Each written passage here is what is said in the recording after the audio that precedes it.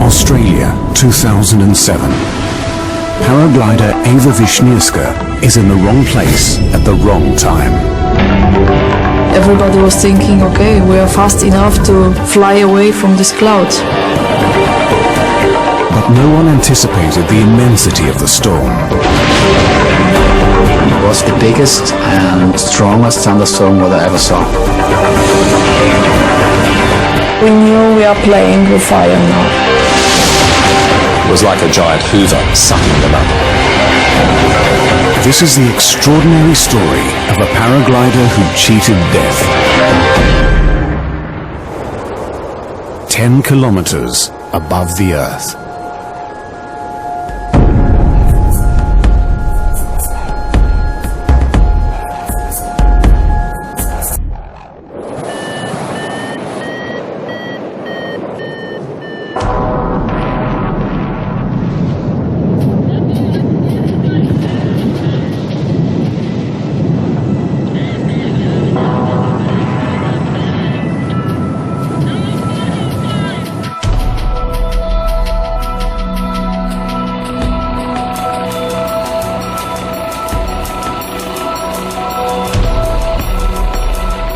In August 2006, one of the world's leading paragliders, Ewa Wisnierska, narrowly escapes death in a freak accident in the Swiss Alps.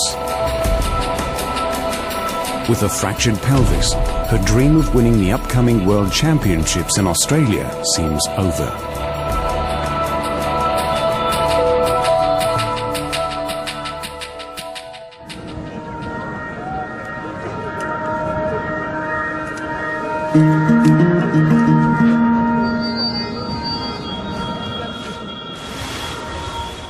The beautiful thing in paragliding is you don't need anybody. You just take your backpack, go up, and you just glide totally free. Before I started flying, I didn't really know what to do in my life. When I started paragliding, it was like a virus. I couldn't get rid of it. So I changed everything. I decided to live in a car, just following the competitions. So everything in my life was around flying. In only her 4th year of competitive flying, Ewa Wisnierska is already the top-ranked female paraglider in the world. Ewa Wisnierska, who is the first woman on this event. I was the German champion, then I won one World Cup, second one, third one, fifth one, and it's like collecting the titles, and the only title I didn't own was the world champion. So of course it was a big dream to have this one. Just 6 months after fracturing her pelvis, Ewa has fought her way back into contention for the World Championship.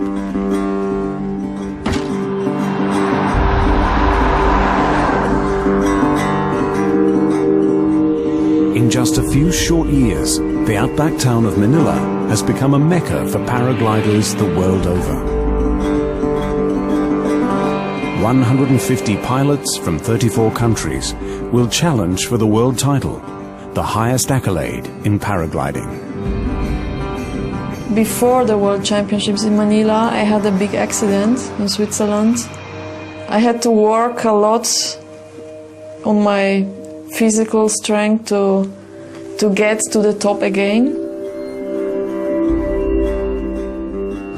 You're listening to Breakfast, ABC New England Northwest. A big hello to paraglider pilots from around the world in town for the paragliding championships. The forecast looking clear, variable winds, but some storm clouds brewing this afternoon. In the week before the World Championships, Ewa and the German team are taking part in a cross-country event called the XC Open. I wanted to participate in the XC Open, to know about the area, where are the good places, where are the difficult parts, just to be prepared for the Worlds.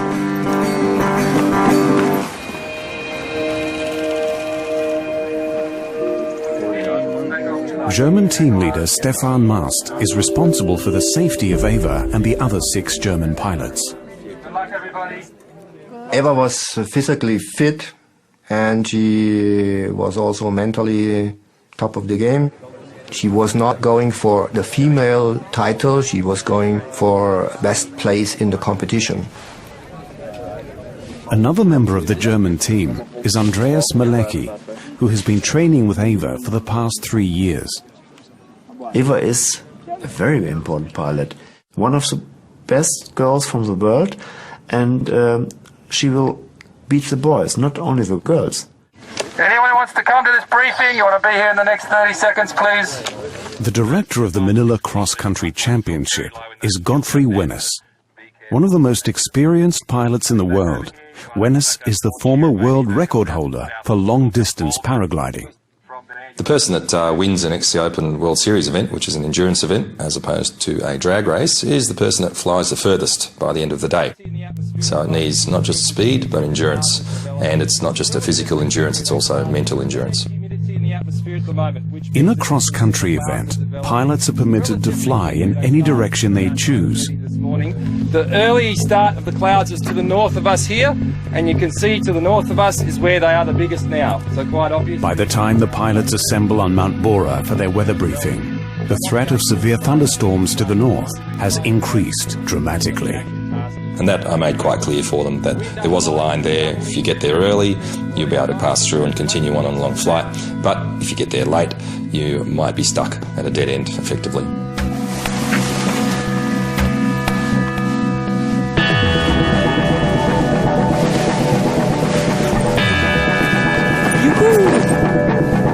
At 11:30, the pilots begin launching from Mount Bora. Basically, half an hour after the briefing, probably about half the pilots are flying, around 50 to 60 when you're at that stage, most headed north.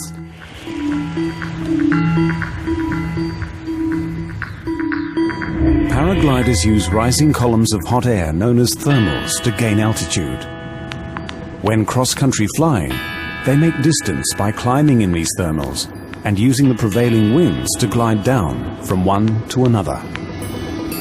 Clouds in our game are, of course, lift, and the quicker it is, the faster you go on your average speed. So the guys are looking for the bigger clouds in order to maximise their cross-country speeds. After launching, the paragliders form into groups known as gaggles. Due to a southerly wind, most pilots in the first gaggle elect to fly north. With the clock already ticking, they need to quickly navigate past the areas of atmospheric instability that lie ahead.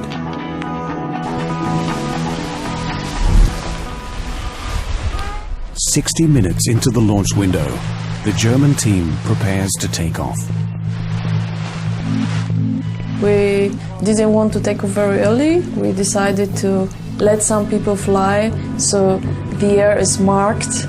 The thermals are already marked by the other pilots, so you can fly faster just following them.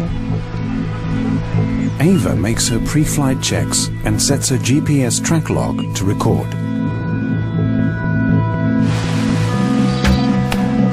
As we realized we have a southerly winds, we knew we have to fly north between those clouds. But they were that far that at the moment at the takeoff, it was not really looking like a big danger.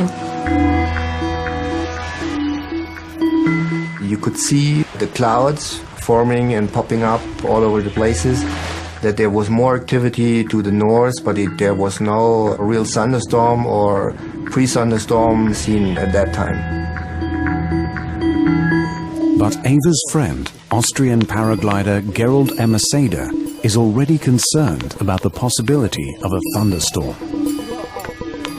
When I first arrived at Mount Bora and I saw these clouds, I was sure inside that the day will be not good. I was sure about the humidity. I was sure about the possibility of thunderstorms inside of me. I was sure. But this is the problem with competitions. I felt a little pressure because I was in a competition, and you go flying. Freak storms are one of the biggest risks to paragliders at the top of their game. It's the one element they can't control. Once in the air, they're in constant radio contact with their ground crews, who monitor the weather and follow the pilots cross-country to retrieve them from their landing points. The first time I radio Stefan was when I was at the cloud base. Hier ist Ewa für Stefan. Ich bin 20 Kilometer vom Startplatz, Höhe über 2000 Meter und Flugrichtung Nord. Alles klar bei mir. The first part of the flight was actually easy. I followed the ridge north, and I think about 20 km, then the ridge stops and the flatlands begins.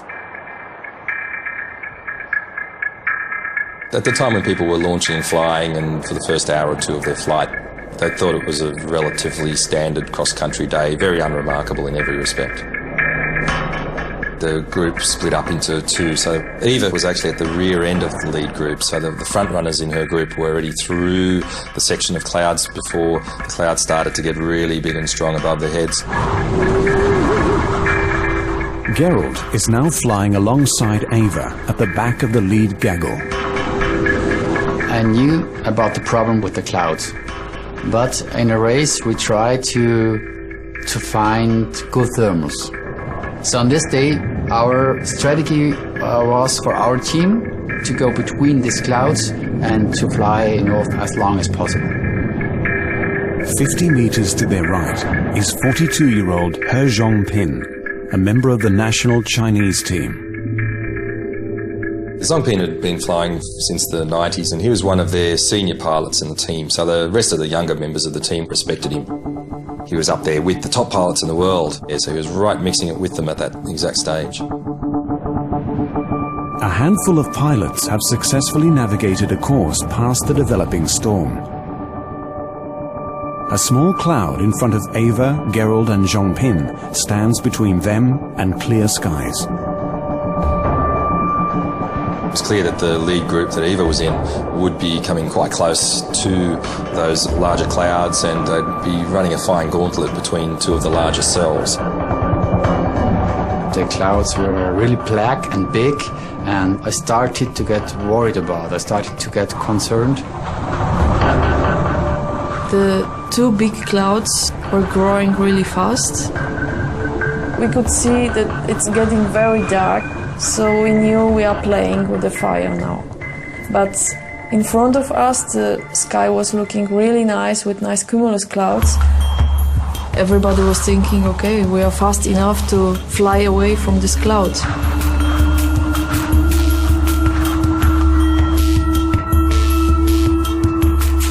Being an XC Open, the pilots get to make their own decisions once they start flying. How you predict the weather to be is your own personal safety, and it can be the difference between life and death sometimes. So from the viewpoint of the pilots who were in the rear group, it was clear that up ahead there was a solid line of cloud developing. Most of the rear group elected to land at that stage.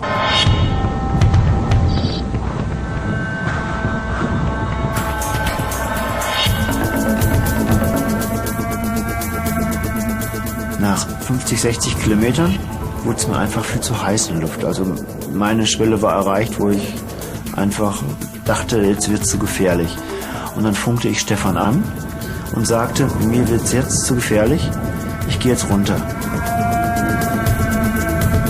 Und in dem Augenblick habe ich dann gar nicht mehr realisiert, wo Ewa dann auch war.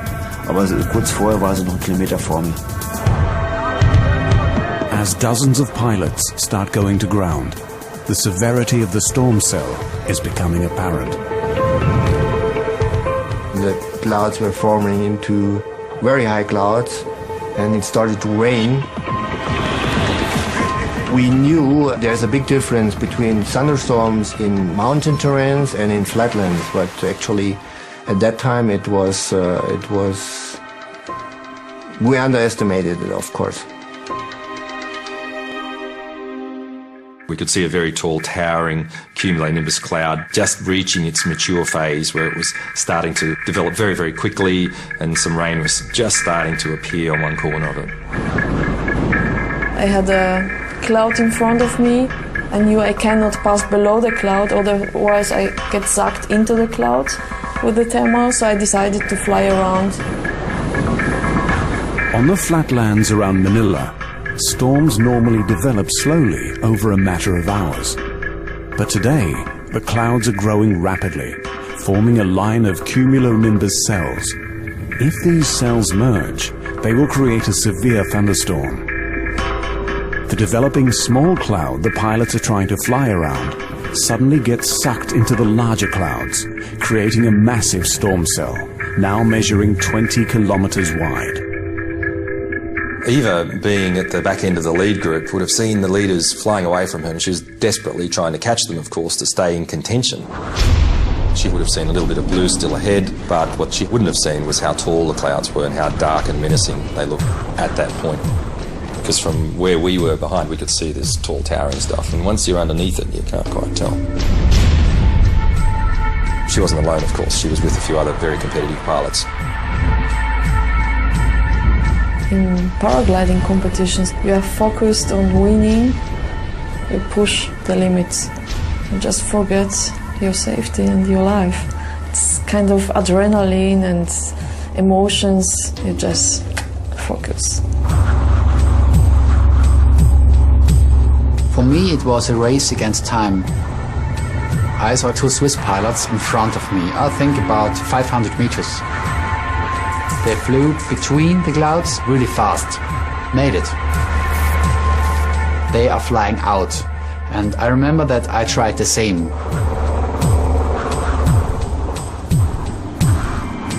We were not fast enough. The two clouds started to growing up to one cloud. It was like the cloud catched me and there was no chance to get out of it. The clouds came together to form one very large cloud, and when that occurred, it was basically game over for Ewa and the other pilots with her. It was like a giant hoover sucking them up to great heights, and they couldn't do anything about it.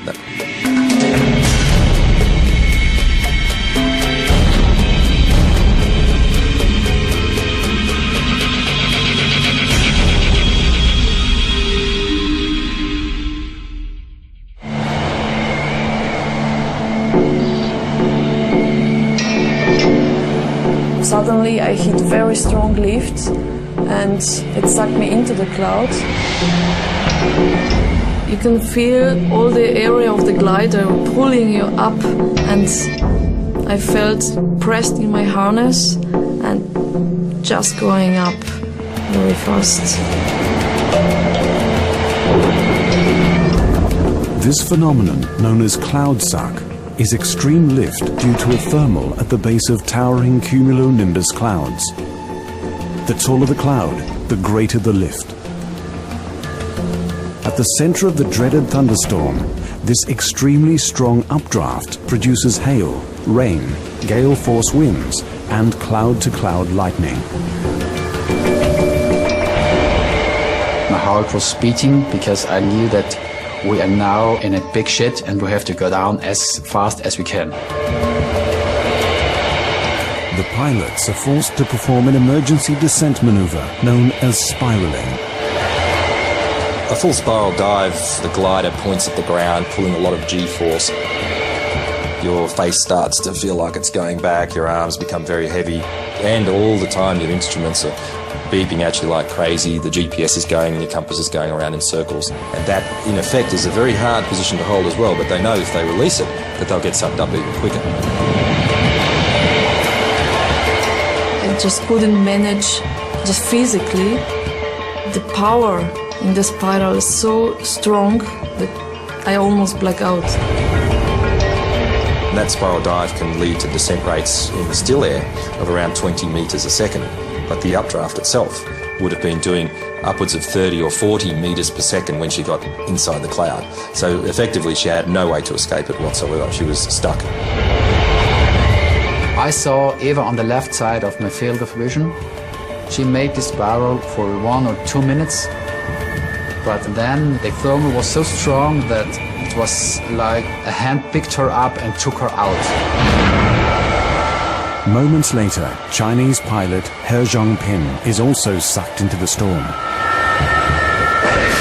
Ewa's friend Gerald continues to spiral to try to break out of the updraft. Gerald didn't realise at the time, but when he popped out the side of the storm, he was very lucky. He was just on the edge of the big storm that sucked up Ewa. I got in a smaller thermal, then I had the chance. It was just a chance to go down. I was outside of the cloud. I saw the farm. I saw my landing field, and I was sure that I can make it.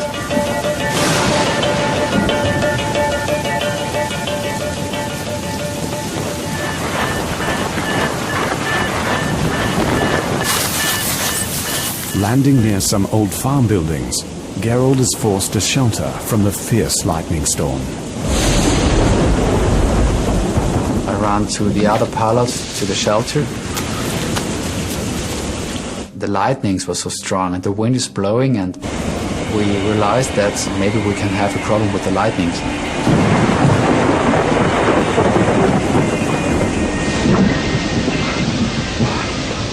It was for me the biggest and the strongest thunderstorm that I ever saw. I was sure that Ewa and the Chinese pilots will have a big problem. Maybe they will not be alive.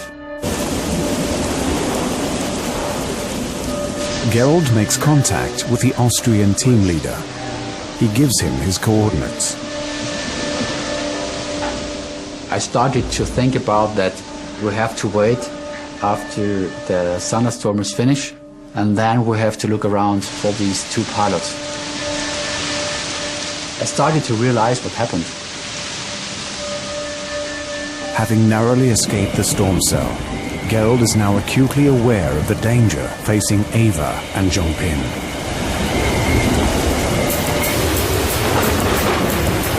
I was very scared to be inside this thunderstorm. It's like you are in the middle of the ocean and suddenly you have 100 sharks around you. You cannot do anything. The only thing she could do was to keep the glider flying. That was critical.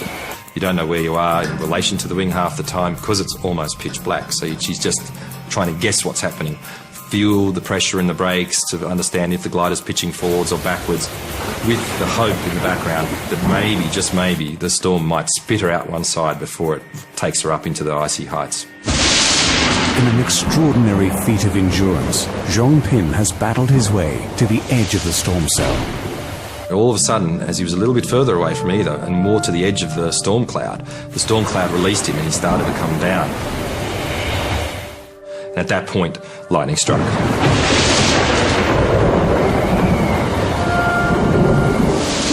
I could hear a lightning behind me.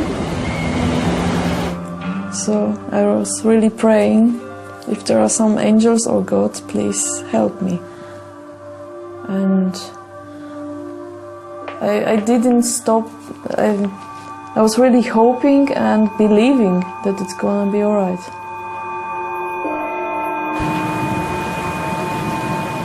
Driving the German retrieval van, team leader Stefan Mast remains unaware of the danger Ewa faces.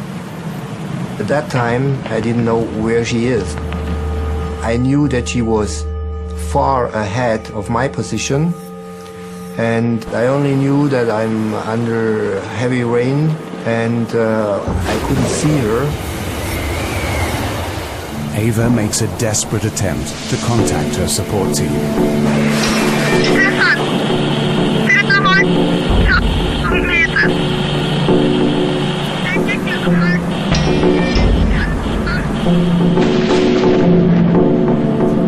After there was no response anymore, for me it was clear that this situation has a big potential, that this pilot will be the first I cannot bring back alive. The lowest layer of the Earth's atmosphere, the troposphere, provides just enough oxygen for humans to survive. In mountaineering, the air above 7,000 meters is known as the death zone, where the body uses oxygen faster than it can be replenished. No one has ever been above 7,000 metres and survived before. In fact, previously pilots were even dying at 6,000 metres and 5,000 metres due to turbulence and hailstones and lack of oxygen and hypothermia. My eyes are getting black and all my energy, all my power just left me. No longer able to withstand the force of the storm, Ewa is now being swept up towards the death zone.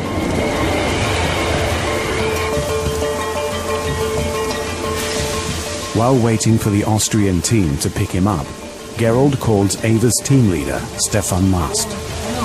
I tell the German team that Ewa is in a big problem and they will not listen to me. I was frustrated and I was angry about it. I was angry about it because I had lost friends in thunderstorms. This was so big, and the thunderstorm, the lightning, I was in a position where I had no chance to help Ewa because it was raining like hell. Stefan receives a radio call from team member Andreas Malecki, who has landed 10 kilometers away. I was glad to have another radio call from Andreas Malecki, who reported his position where he safely landed, and I could take care of somebody from my team. But during the whole time, my thoughts were, of course, with Ewa. Ewa has now reached a height of almost 7,000 meters. She is now just below the death zone. Her GPS recording device was recording climb rates in excess of 40 metres a second at times, which is an incredible climb rate. Having been taken up into those heights so quickly, she only had 2 minutes to acclimatise. The atmosphere is getting thinner, there's less oxygen there. It's getting colder, down to minus 40 degrees, minus 45 degrees. And then she passes out, blacks out.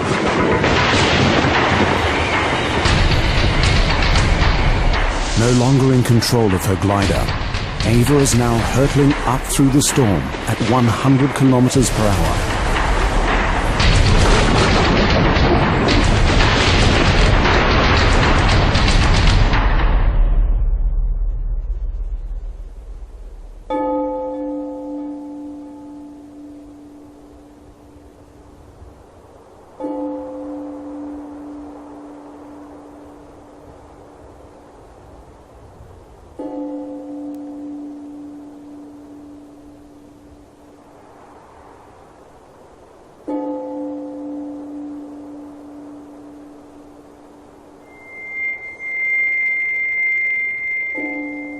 Ewa's track log reads 9,946 meters, more than a kilometer higher than Mount Everest.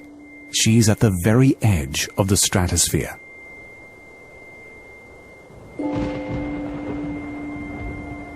Exposed to temperatures of minus 55 degrees Celsius, her freezing body has lapsed into a hibernating state. The glider kept flying at that point, and at the very top of the storm cloud, the air isn't as turbulent anymore, so it didn't actually need any piloting inputs, because the paraglider is actually very stable due to a pendular situation. The pilot hangs underneath like a pendulum and gives it stability. So her being blacked out inherently wasn't such a dangerous thing. If anything, it might have even saved her life. The freezing temperature has slowed Ewa's metabolism down. Her body now focuses its remaining resources on keeping her vital organs working. Lack of oxygen at that altitude, normally you would only survive 10 or 20 seconds. Mountaineers can survive at extreme altitudes in specialist clothing, with slow acclimatization and bottled oxygen. Ewa, floating 10 kilometers above Earth, has only flimsy clothing and no life support. she should, in theory, already be dead. She needed to get down as quick as she could before the lack of oxygen and the temperature took its toll and killed her.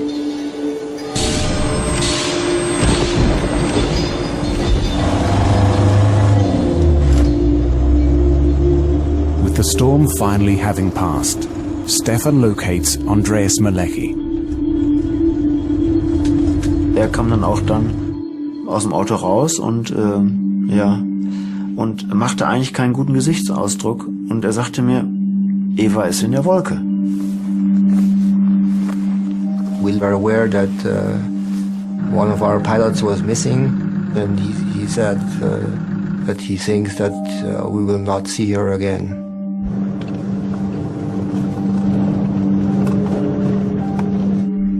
So dass wir dann eigentlich ganz klar die Vermutung hatten, das kann keiner überleben in dem Gewitter.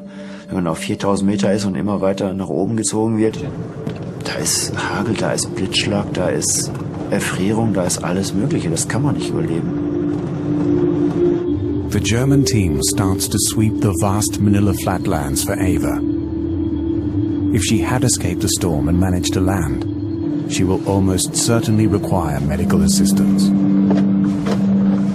Ja, also ich habe dann direkt versucht, Ewas Handy anzutelefonieren. Und da war kein Freizeichen, also da hörte man gar nichts, also der Anschluss war tot.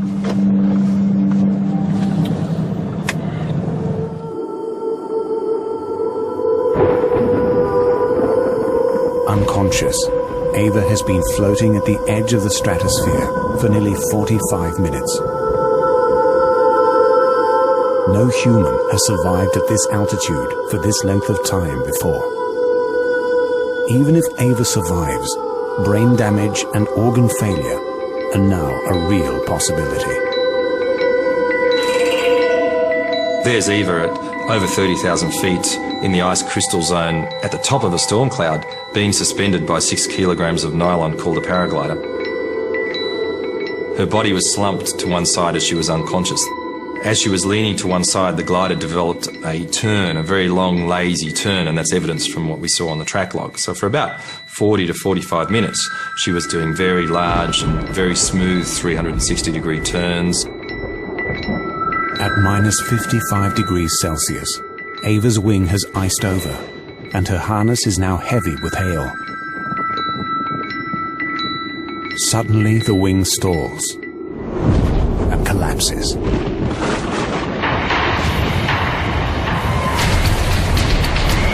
She's coming down through a very thin atmosphere, in excess of 200 kilometres an hour, which is faster than what you free fall at lower levels.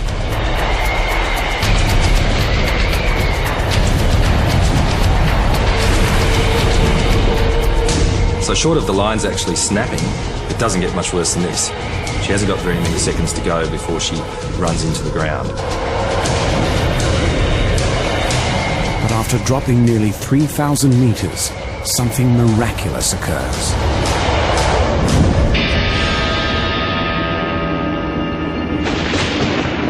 At around 6,900 meters, the glider reopens and starts flying again, all by itself.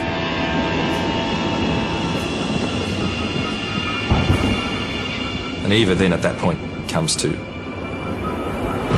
It's increased atmosphere, more oxygen, warmer conditions, her body has reanimated itself, and she's got a last chance now to survive and get away from this cloud.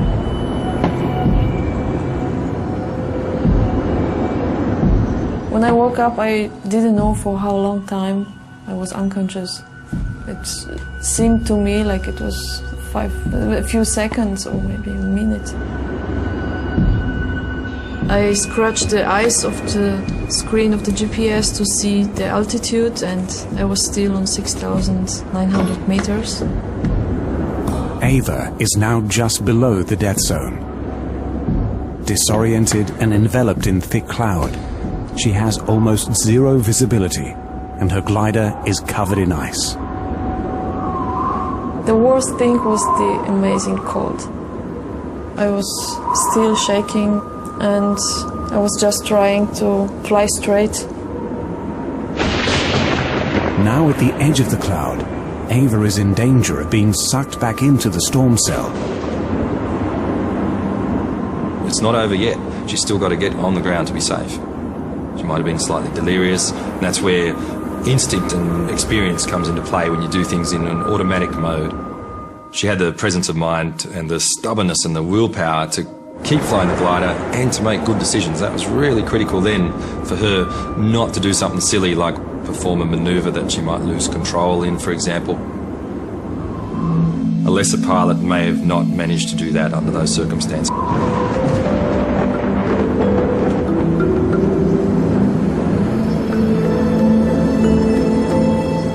I knew I'm so close to death, and the only persons I was thinking about were my parents. I couldn't imagine my parents if I would die there. And I was praying, no, no, no, no, please, not here, not now. And that was all. Only to survive and to concentrate on what I can do.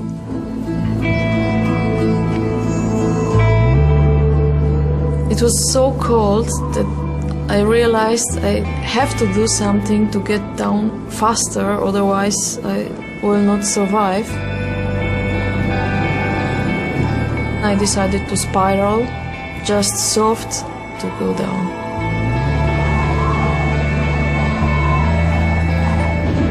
It's still a long flight to come down. I knew that the glider is full of water and ice, and it will be very dangerous. All the time I was fighting, I knew I will never give up. And it was actually the only thing, to concentrate what you can to do and don't give up.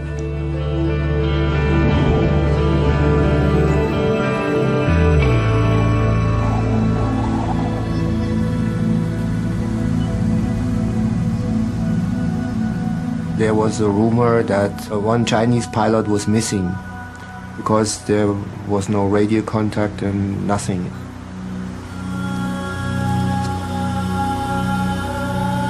The discovery of Zongpin's body came as a bit of a shock to everybody. We had hoped he survived. The body of pilot He Zongpin was discovered 4 kilometers from where he was first sucked into the storm. The lightning strike had killed him instantly.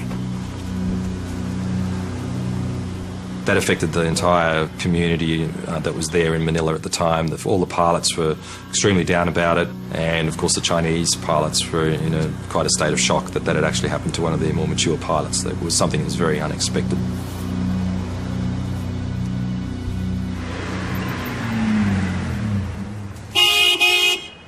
After 20 minutes, the storm has passed the Austrian pilots trapped in the barn. Now, under clear skies, the Austrian team leader reaches Gerald, and they begin their desperate search for Ewa. We didn't know where we can look, but we tried to look around for the orange wing, maybe to see her.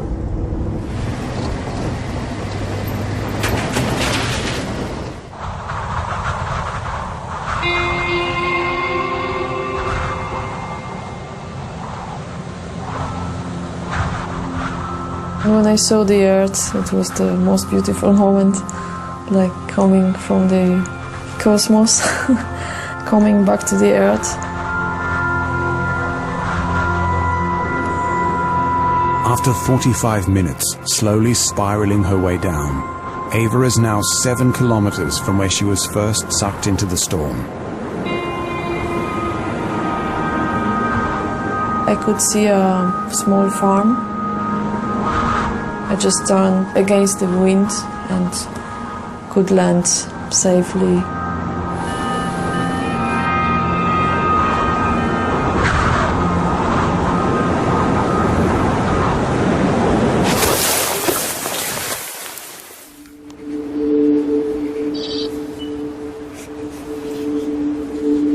Ewa has landed in an isolated paddock, far from main roads and her support team.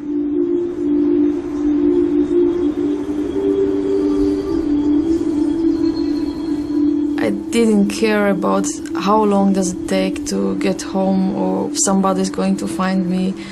I knew I survived, and this was the most important. But I was so freezing that I was just thinking, what can I do to get warm?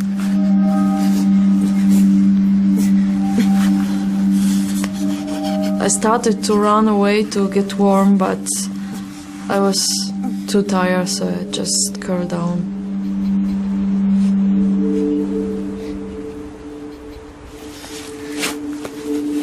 I tried again to use my radio because I thought it's warmer, maybe it works now. But it didn't work at all.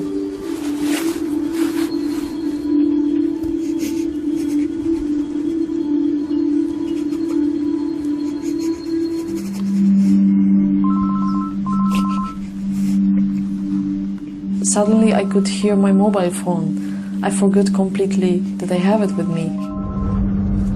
Und da sagte ich auch direkt, Stefan, sag ich höre ein Freizeichen. Was ich vorher nicht gehört habe. When I found it in my cockpit, I could hear Andreas Malecki, Ewa. But the connection cut out.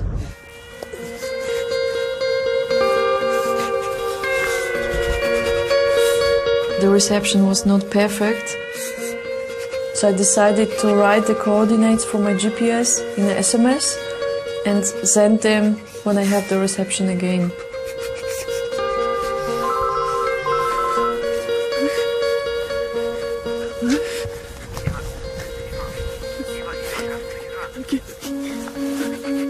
Ja, als ich dann Ewas Stimme, so die ersten Worte von Ewa am Telefon hörte, da passierte genau das, was ich jetzt auch verspüren. Ich bekam eine Gänsehaut, das war einfach... Und sie sagte, mir ist kalt, kommt schnell. Sag ich, Ewa, gib mir uns die Koordinaten von dir. 6, 5. I was so happy I have contact with my team and I could give them the coordinates. I knew they are coming.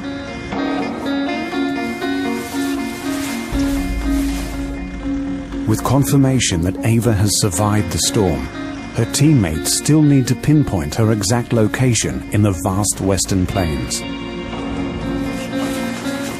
Ewa's core body temperature has dropped below that required for normal metabolism and bodily function. She is in danger of dying before help can reach her. The Germans suddenly realize that Gerald and the Austrian team are only 20 kilometers from Ewa's location. When I found out that Ewa is alive, I felt pressure to go there as quick as I can. I thought that the chance is very small that she will stay alive.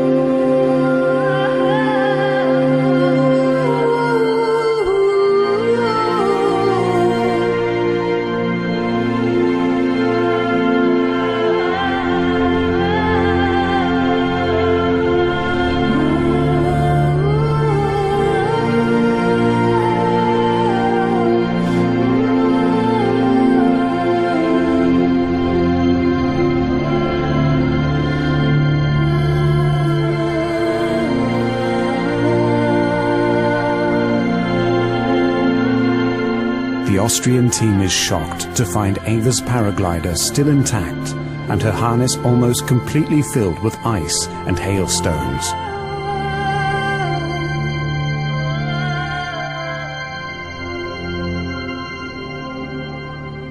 After some minutes, Stefan arrived with the other team pilots and they were all happy to see me alive, and they helped me to go to the car, and Gerald with the other Austrian pilots took my gear. called up Gottfried to ask him to which hospital we can go. And on the back seat of the car, Ewa was checking her GPS and she mentioned a few times that she was close to 10,000 meters. And he said, no, I don't believe it.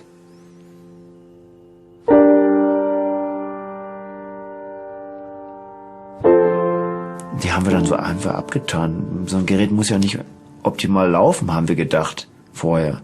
Aber hinterher, als wir diesen Track dann da wirklich minutiös ausgelesen haben und dann realisiert hatten, wie hoch die dann war, da standen wir dann da vor dem Computer und sagten, boah, so viel Glück das gibt's gar nicht, was die hatte.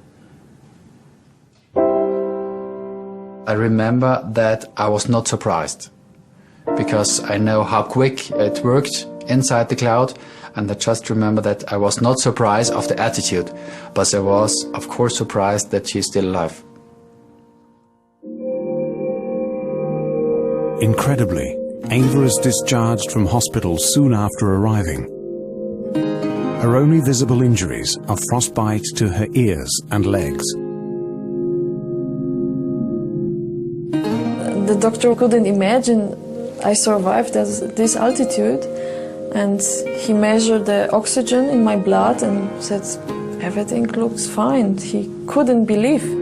So all the hail. Word quickly spreads about Ewa's miracle flight. A paraglider has told of being sucked into a thunderstorm, frozen, then spat out. Wisnierska was swept so high she suffered frostbite and passed out, but incredibly she caught in a thunderstorm in Australia whilst training for the World Championship. A second paraglider, a Chinese man, died in the storm.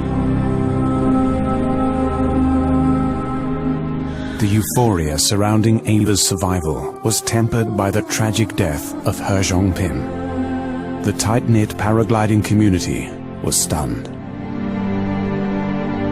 A lot of people focused on the survival of Ewa, forgetting a little bit about the fact that someone had actually died as well. We actually didn't fly the next day as a result of the hearing the news that he was found deceased.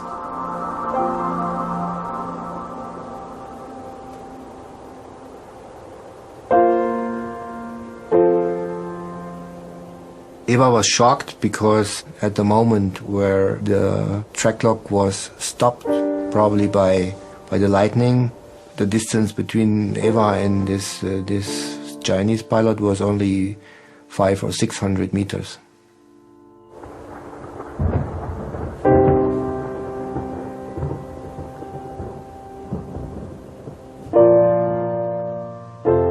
I knew that what happened was the result of my mistake, and I knew in the future I have to take my decisions on myself and don't look what are the others doing, and I knew this will never happen again.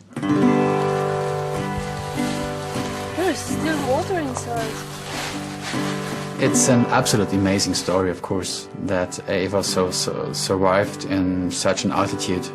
But for me, it's more interesting how she could land this paraglider, this wing. She was able to fly a very, very heavy wing, and she landed, and I don't know how she made it.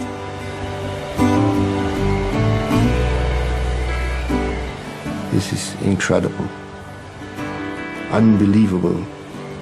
She survived, she wanted to live, and she wanted to go further. Das gibt's kein zweites Mal sowas, dass man das überlebt. Und einem noch so gut geht danach. Also das war auf jeden Fall ein Wunder.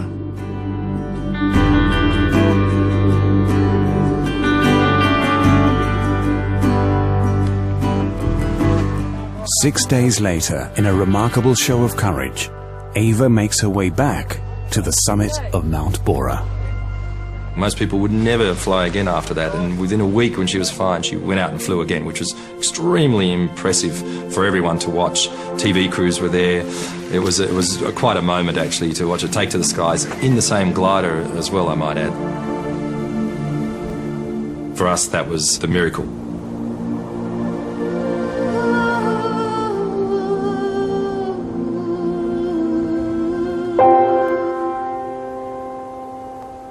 wanted to be alone and to have my peace. I had to think about the Chinese pilot.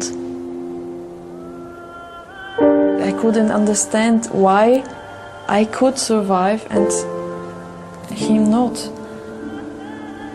But then I knew, okay, I was lucky. Maybe I have some special reason to stay in this world.